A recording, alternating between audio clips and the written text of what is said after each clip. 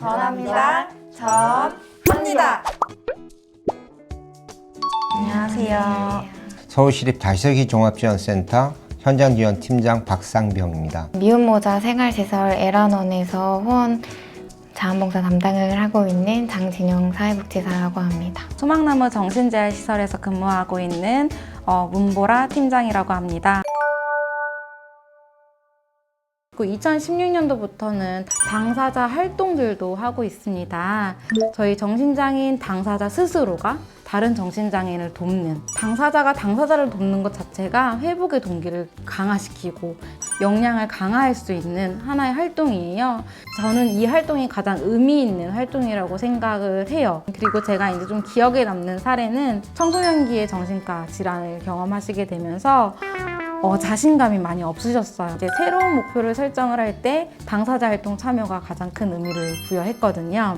지금은 그분이 이제 평생교육원을 다니시면서 사회복지학과를 전공하고 계시고, 지금은 동료지원가로 활동하시지만 추후에는 사회복지사로 근무하고 싶어 하시는 꿈을 갖고 계시거든요. 그래서 이런 사례를 볼 때 일에 대한 보람을 많이 느끼게 됩니다. 향후에는 좀 뭔가 좀 점진적인 회복이 일어나야 되잖아요.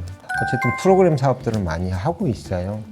성팔시 인문학 대학이라고 명칭을 해놨어요. 그래서 강좌가 끝나면 포상하고 졸업장도 수여하고 포상하고, 노숙인 프로그램에서 노숙인들만 있으면 별로 의미가 없어요. 지역사회에서 활동하고 계신 분, 이분들이 같이 공동체로서 서로 시너지가 효과가 있을 수 있거든요.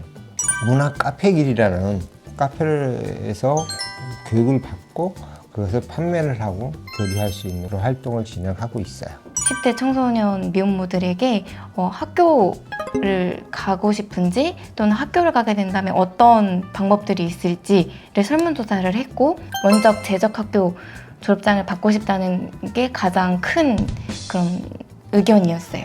저희가 이제 나래대안학교라는 위탁형 대안학교예요. 그래서 학교에서 학생을 위탁을 해서 똑같이 수업이 진행될 때 대안 교과랑 보통 교과랑 나눠서 진행이 되고, 여기서 시험도 봐요. 기말고사, 중간고사, 수행평가도 보고, 담임 선생님한테 연락을 해서 이제 성적 관리하고 졸업까지 시켜서 그 학교 재적학교 졸업장을 받을 수 있고, 대학교에 입학하거나 이런 식으로도 학업 지원도 하고 있습니다. 지역 사회에서 생활하셨던 분들이거든요. 그 분들이 이제 주거를 잃어버리고 해서 노숙으로 이렇게 들어오는 거기 때문에 지역 취약계층이 노숙으로 들어오는 것을 좀 차단하는 그런 어떤 지역복지 체계가 좀 강화가 돼야겠다. 수급하시는 분들한테 저희 쪽으로 연결했는데 이걸 어떻게 조치하실 거냐, 수급비 취소해주면 돼요? 라고 대답하는 게 담당 공무원의 말이었단 말이죠. 왜 지역에는 그런 노숙이라는 상황에 대한 이해가 없어서 그래서 그런지 몰라도 꾸준히 얘기하는데도 그 부분에 대한 변화는 없는 것 같아요. 복지부와 서울시에서 가이드라인을 마련을 해주시긴 했는데 걔가 굉장히 두리뭉실해요. 담당자가 바뀌었을 때마다 상황에 따라서 달리 해석되는 부분들이 있어서 좀 명확하고 구체적인 지침을 마련해줘서 매뉴얼해서 저에게 보급을 해주셨으면 좋겠다. 그러면 시설을 운영함에 있어서 안정적으로 운영할 수 있겠다라는 생각들을 굉장히 많이 했어요. 그래서 이거는 제 바람이고, 이제 정신장애인에 대한 차별이 많은 게 사실상 현실이에요. 정신장애인 분들은 장애인복지법 제15조 때문에도 장애인복지법 안에서 받을 수 있는 혜택을 누리지 못하고 계시고 있거든요.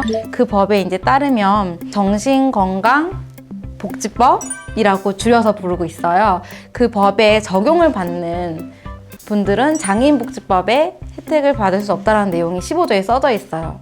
장애인복지법 안에서 하고 있는 다양한 사업들에 참여하기가 어려운 거예요. 저희는 지역사회 내의 편견과 차별이랑도 싸워야 되고, 또 장애인 집단 안에서 또 다른 차별과 편견 안에서도 싸워야 되는 부분들이 굉장히 좀 속상하더라고요. 엄마들을 그냥 출산만 하게 하는 게 저희 목적이 아니라, 출산하고 난 다음 어떻게 아이를 키울 건지, 그 엄마들은 어떻게 사회에서 자립할 건지가 저희는 중요한데, 그러면 교육이 꼭 있어야 되고, 그러면 프로그램이 있어야 되고, 그러면 꼭 이제 경제적인 것들이 들어가는데, 프로그램 지원도 사실 들어오진 않아요. 저희 엄마들, 여기 사시는 분들에 대한 이해도가 조금은 더 넓혀졌으면 좋겠다는 생각을 늘상 하게 되는 것 같아요. 제가 반복적으로 들었던 말인데 예상이 없다. 많으면 100만 원, 적으면 30만 원 정도밖에 안 돼. 1년 예상이. 출구 전략으로서 지역으로 복귀해야 되는데 지역에서 그렇게 관심을 안 가지니까 저희가 할 수 있는 부분들이 그냥 노숙에서 그런 노숙의 일반 서비스를 계속 반복적으로 진행하는 것밖에는 없는 상황이 발생되는 거죠. 저희는 상황이니까 폭력의 문제가 좀 심각했었고요. 연도날로 상대의 노숙인 목을 갖다 그어버리거나 병을 깨서 찌르고 저희 상담 공간에 손도끼 들고 들어오시기도 하고 그런 일이 있었는데 지금은 많이 완화가 됐어요. 과거에는 그래도 이해하는 쪽으로 저희가 갔었어요. 요새는 이제 좀 될 수 있으면 경찰을 통해서 이제 문제를 해결하려고 하고 있고요. 저희도 이제 생명을 선택하는 기로에 서 있으신 분들이 오시는 거잖아요. 선택하도 다 최선의 방법은 아닐 수 있잖아요.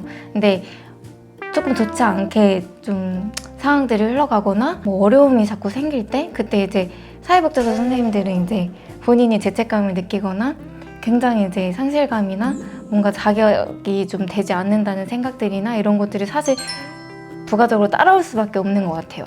어쨌든 내가 아니고 다른 선생님한테 맡겨줬으면 어땠을까 막 이런 생각이 자꾸 떠오르고 그런 점들이 많이 좀 어렵지 않나라는 생각을 해요. 이제 국가의 지원금을 받고 있지만 임차료는 지원하지 않아요. 선생님들이 사례 관리하는 데도 시간을 써요. 그리고 후원자를 발굴하는 데도 시간을 써요. 왜냐면 저희는 임차료도 내야 하거든요. 사실 그렇게 모인 큰 돈을 대상자분들을 위해서 쓰면 그분들의 삶이 얼마나 더 좋아지겠습니까? 사실 후원해주신 분들은 아기한테 후원해주시거나 엄마한테 후원해주시기를 바라는 게 대부분인데 저희는 이 상담소도 지켜야겠고 그분들이 있어야 되는 기본적인 집도 지켜야 되기 때문에 양해를 구하고 지정기탁서를 받아서 이제 보관을 하고 그러면 이제 사용할 수 있는 거예요. 그리고 이런 절차들이 너무 사실은 하나하나 이런 것까지 하면서 기존 분들을 정말 케어하면서 많이 좀 어렵지 않나라는 생각을 해요. 부산에서 정신병원에 입원 치료를 받고 계셨던 분이에요. 부모님이 더 돌아가시고 난 다음에 누나하고 매형이 퇴원 조치하고 너가 여기서 가라 라고 해서 그때 처음 발견했을 때 상황은 다 찢어진 잠바에 냄새가 엄청나게 났어요. 그러니까 알고 보니까 서서 그냥 대소변을 다 누는 거야. 그냥 그 자리에서. 가장 충격적이었던 건 그분 모시고 병원 갔는데 오바이트 하는 소리가 우악우악 소리가 나는 거예요. 팔을 세우고 딱 뒤돌아봤는데 그걸 다 드셨어요. 자기 관련 능력이 전혀 안 되시는 어쨌든 분이셨는데 그래서 지역의 정신건강 보고 전문 요원한테 시도제에 강제 입원 조치를 진행했고 2달 만인가 3달 만에 이제 선생님이 퇴원하셨는데 180이 넘는 건장한 부산 청년이 나타난 거예요. 좀 쭈삣쭈삣 하시긴 했는데 부산 내려가겠다고 하면서 가셨어요. 그분이 이제 가시는 뒷모습을 보면서 부산 내려가면 내가 처음 만났을 때 그 모습으로 변하는데 그분을 잡고 싶었어요. 정말 뛰어가서 잡았고 이렇게 합시다 라고 얘기하고 싶은데 전혀 그렇게 할 자원이 없었어요. 그 한계를 절감했어요. 그래서 그 기억이 아직도 그건 남아있어요. 그때 그 마음이라든지 이런 것들.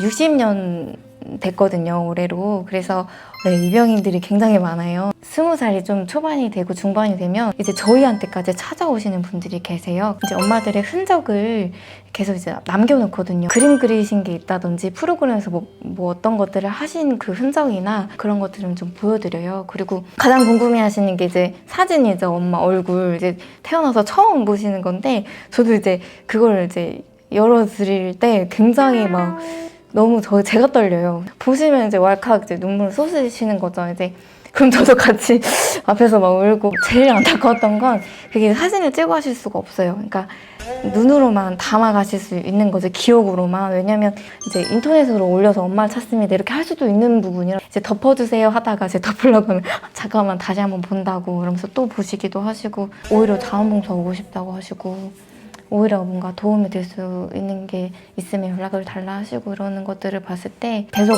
진행되는 무언가가 있구나라는 거를 느꼈던 사례들 같아요.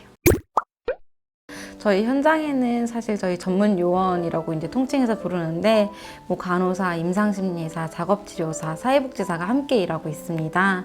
다양한 영역의 선생님들이 열심히 노력하고 있다는 것들을 많은 분들이 많이 알아봐 주셨으면 좋겠고, 그런 분들이 당사자의 회복을 위해서 다양한 방법으로 서비스를 제공하고 있다는 것들을 잊지 않으셨으면 좋겠습니다. 노인복지의 현실에 대해서, 그리고 노인복지가 바라보는 지점에 대해서 좀 더 많은 분들이 이해해 주시고 또 여러모로 협조해 주시면 감사하겠습니다. 저희가 상상 못할 어려움으로 아이를 키우고자 또는 아기를 지키고자 결심했을 때 저희가 더 어렵게 해드리는 게 아니라 정말 온 힘을 다해서 좀 지키고 키워나갈 수 있도록 도와주셨으면 좋겠습니다.